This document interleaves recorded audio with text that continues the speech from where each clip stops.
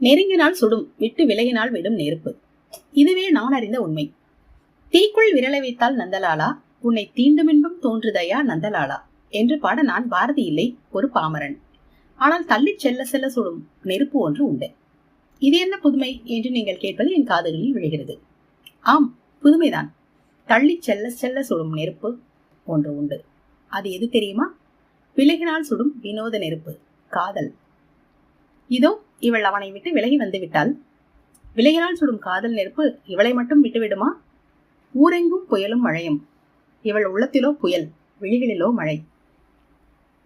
இந்த கண்ணனுக்கும் ராதைக்கும் இடையில் அந்த புல்லாங்குழலின் தூது இருவரையும் இணைக்குமா?